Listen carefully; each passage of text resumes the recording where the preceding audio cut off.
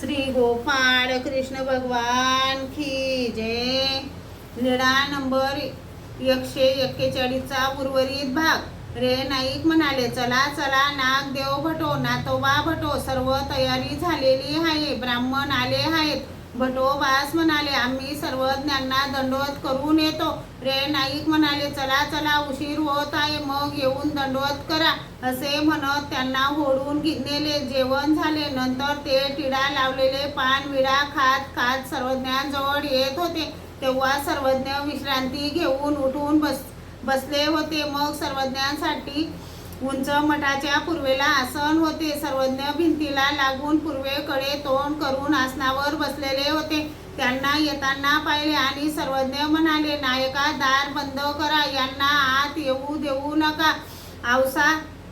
औसा हर्षित झाली। औसा म्हणाली, आत येऊ नका रे, तुम्हाला सर्वज्ञांनी दाराच्या आत यायला मनाई केली म्हणून दार बंद केले। ते म्हणाले, आऊ आम्हाला आत येऊ दे, आमच्याकडून काय अपराध झाला ते विचारू दे ना रे, आत येऊ नका, तुम्हाला सर्वज्ञांनी दाराच्या आत यायला मनाई केली। ते पुष्कळ वेळ दाराबाहेरच उभे होते। मग बाईसांनी सर्वज्ञांना विनंती केली, बाबा त्यांना आत येऊ द्या, मग काय अपराध झाला ते विचारा, नंतर दंड द्या बाबा। मग सर्वज्ञांनी दार उघडायला सांगितले। दोघेही आत आले। सर्वज्ञांना दंडते घातले, श्रीचरणा लागले, सर्वज्ञांजवळ बसले। सर्वज्ञ म्हणाले, अहो तुम्ही पुजारी नाही व ब्राह्मणही नाही, तुम्ही लोकांच्या घरी श्राद्धाचे जेवण करायला का जाता? नाहीजी, आम्हाला सर्वज्ञांनी पाठविले।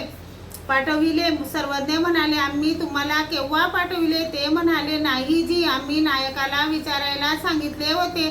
सर्वज्ञ म्हणाले, ते एका अर्थी आम्हाला साकडे घालणेच की, काय करावे काय नाही हे आपणच समजून घ्यायला पाहिजे। हो जी, तरी काय शिक्षा द्यायची ती द्या।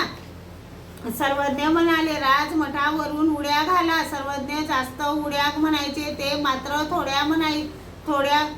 थोड्या म्हणायचे, असे 25 उड्या घालायचे ठरले। सर्वज्ञ म्हणाले, मागे पाय लागू द्यायचे नाही व जमिनीवर हात ठेवायचा नाही। श्री गोपाळ कृष्ण भगवान की जय।